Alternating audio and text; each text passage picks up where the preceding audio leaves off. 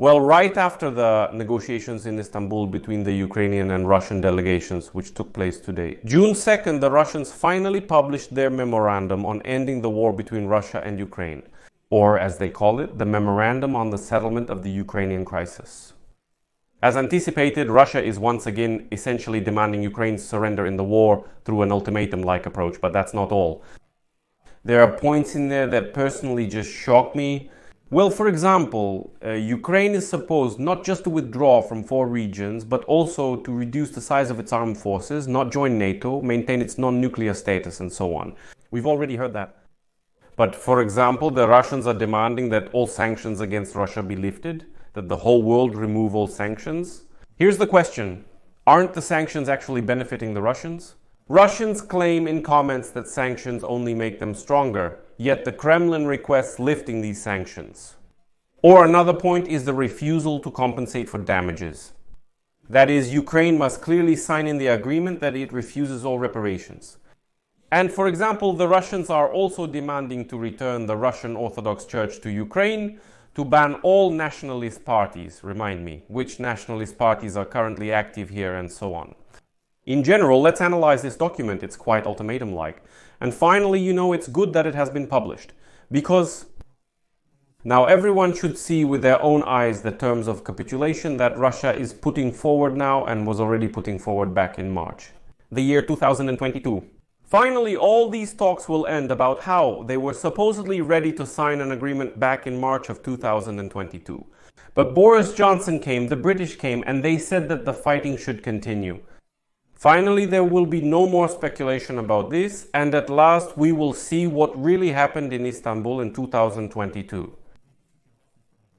The Russians presented this today in this memorandum on the settlement of the Ukrainian crisis. I'm Alexei Pechy, it's June 2nd today. Let's analyze this document. It's quite interesting, without illusions, without rose-colored glasses. Let's see what the Russians are demanding from us right now to end the war before we begin. Please subscribe to this channel, like the video, and leave your comment. Also, subscribe to my Telegram channel, Pechy. The link is in the description of this video. There we publish real-time news as soon as it comes in. For example, I uploaded the analysis of this memorandum as well as the original document itself there at least half an hour ago, even before recording this episode. So you can get information there much faster that way. So, today, the memorandum on ending Russia's war against Ukraine was finally published by the Kremlin. Russians call it the Memorandum on the Settlement of the Ukrainian Crisis. It consists of 3 sections, and I will quote directly to you what is written in it, and then we will analyze it further. So, the first section is called Main Parameters of the Final Settlement. The first point is international legal recognition of Crimea, Luhansk People's Republic, Donetsk People's Republic, Zaporizhia and Kherson regions joining the Russian Federation, and complete withdrawal of Ukrainian armed forces and militarized units from these territories. The second point is the neutrality of Ukraine, which implies its refusal to join military alliances and coalitions.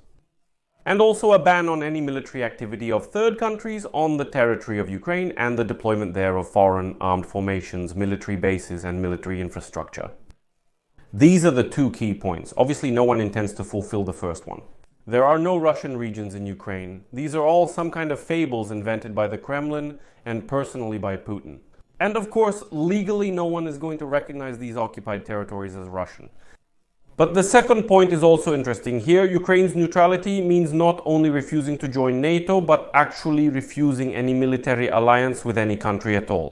That is, for example, let's say Ukraine doesn't join NATO, but forms a military alliance with the United Kingdom, Poland, France, and Germany, for instance. We must also refuse military contingents on Ukrainian territory, including peacekeeping forces. Let's move on. Third point. Termination and refusal to conclude in the future any international treaties and agreements that are incompatible with the provisions of point 2 of this section. Now, this is actually an interesting point. So, in fact, as far as I understand, Ukraine must refuse all those treaties that were signed. There are more than 40 of them, about the so-called security guarantees from different countries.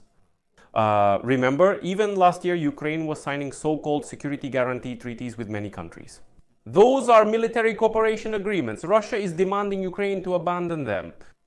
The fourth point is confirmation of Ukraine's status as a state that does not possess nuclear or other weapons, with a direct ban on their acquisition, transit, and deployment on the territory of Ukraine. Well, non-nuclear status.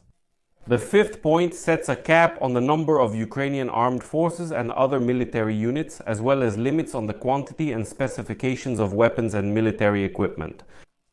The disbandment of Ukrainian nationalist formations within the armed forces of Ukraine and the National Guard. Well, here it's clear this is a hint, for example, at the Azov regiment. The sixth point guarantees the rights, freedoms, and interests of the Russian and Russian-speaking population and grants official status to the Russian language. The seventh point, well, there's nothing to add here. A legislative ban on the glorification and propaganda of Nazism and neo-Nazism, the dissolution of nationalist organizations and parties. This seventh point really made me smile. They are demanding that we ban the glorification and propaganda of Nazism and neo-Nazism, but no one here is glorifying any kind of Nazism or neo-Nazism. But that's understandable, that's about denazification. But the dissolution of nationalist parties, now that's actually the most interesting part. Name me at least one nationalist party that's currently part of the Verkhovna Rada. Not a single one. Neither Lyashko's party, which called itself nationalist, nor the right sector, nor the Azov people are there. There's no Svoboda party of Tyanibok, which also called itself nationalist. So, in fact, right now, there are no parties in Ukraine that even identify themselves as nationalist. Russians say disband them all. Well, that's this so-called myth about denazification. Eighth point, lifting all existing and refraining from introducing new economic sanctions, bans, and restrictive measures between the Russian Federation and Ukraine. So what happened? Vladimir Vladimirovich Putin, what happened? Disrespected Russians, what happened? What's going on?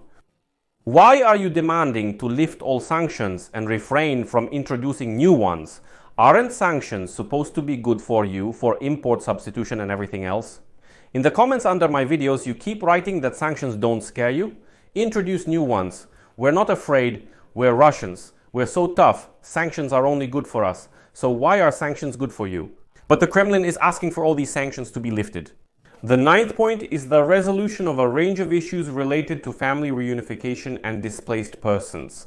And then come two, in my opinion, of the most interesting points. The 10th point is the renunciation of mutual claims related to damages caused during the hostilities. The 11th point removes patient restrictions based on Republic of China facts. The 12th point gradually restores diplomatic and economic ties, including gas transit, transportation, and communication with third countries. So these are three sets of 2 points, 10 and 12. The most interesting thing is that, in fact, Russia is burning. Listen. We came to you with an aggressive war. For more than 10 years, we are destroying your country, bombing your cities, killing your people. And in the peace agreement, you will sign that you refuse any kind of reparations in addition to everything else. They must lift sanctions from Russians and also unfreeze the frozen assets in the West. So you refuse reparations, and then what? After that, you'll pretend that nothing happened, everything is fine, and just restore diplomatic and economic relations with us. The Russians are very eager for this. We want to continue transporting Russian gas and oil through Ukrainian territory to Europe. We want to restore transportation links so that trains, planes, and buses can once again travel between Russia and Ukraine. Here, this 9th point is being explained, where they say what is needed, how is it again? Resolution of a range of issues related to family reunification and displaced persons. That is, restore all these connections and also don't interfere with us making some trade agreements with other third countries, which will in any case go through you. Like, just pretend that nothing happened. Next, we move on to the second section. These are the conditions for a ceasefire. And here, the Russians tell us we're even giving you this kind of modality. Two options exist to cease fire. The first is the start of the full withdrawal of the armed forces of Ukraine and other Ukrainian militarized formations from the territory. The Russian Federation, including the Donetsk People's Republic, Luhansk People's Republic, Zaporizhia and Kherson regions, and their withdrawal to a distance from Russian borders as agreed upon by the parties per approved provisions. We put borders of the Russian Federation in quotes because there is no Russian territory in Ukraine. These are at most occupied territories. And the second option, they call it a package proposal. I'll quote it to you in full. A ban on the redeployment of the armed forces of Ukraine and other militarized formations of Ukraine, except for movements for the purpose of withdrawal to a distance from the borders of the Russian Federation agreed upon by the parties. Mobilization ended and demobilization began. Halt foreign military supplies and assistance to Ukraine, including satellite communication services and intelligence data sharing. Exclude third country military presence in Ukraine and foreign specialists' involvement in Ukraine's military actions. The fifth point ensures Ukraine will not engage in sabotage or subversive activities against Russia and its citizens. Sixth, the creation of a bilateral center for monitoring and controlling the ceasefire regime. Seventh, mutual amnesty for political prisoners and the release of detained civilians. Eighth, the lifting of martial law in Ukraine. Ninth, the announcement of the date for presidential and Verkhovna Rada elections in Ukraine, which must occur within 100 days after martial law is lifted. 10th, the signing of an agreement on the implementation of the provisions contained in Section 1. Now, friends, let me clarify a bit for you this so-called choice between the first and second points. That is, in fact, the difference is that the first one is capitulation right away. They say, let the armed forces of Ukraine completely withdraw from the occupied regions, plus even from those territories that Russians have never physically occupied. There are 4 regions: Donetsk, Luhansk, Kherson, and Zaporizhzhia. Crimea is not being discussed here. That's the first option. The second option, a ban on the movement of the armed forces of Ukraine throughout the entire territory of Ukraine begins. The cancellation of martial law and the cessation of mobilization. In fact, this is called the self-dissolution of the armed forces of Ukraine. That's what it's called.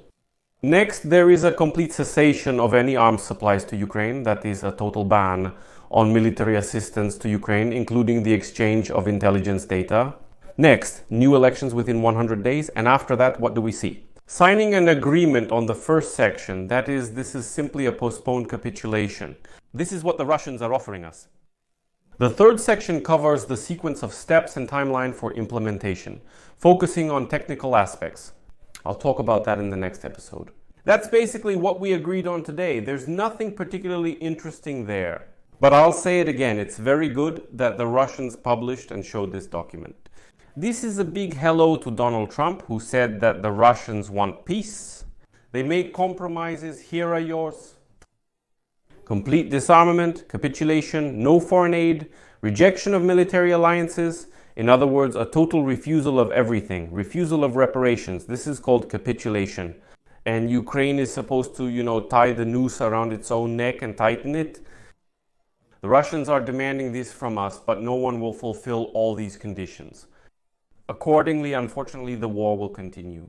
That's because the Russians are completely, totally unreasonable people. They offered exactly the same thing to Ukraine in 2022, exactly the same thing. I hope that after this, all these speculations will finally end about how the Russians supposedly offered us something that could have ended the war back then, and so on and so on. So I'll leave it at that, friends. Share your opinions and conclusions about this memorandum in the comments. Russians who come here, you don't need to bother writing comments. I delete them right away. Your opinion here is absolutely of no interest. Here is your opinion, all of it, in this document. This is the extent of your adequacy. Subscribe to the channel, click the bell, and don't forget to like, friends, if you want to support the work of this channel.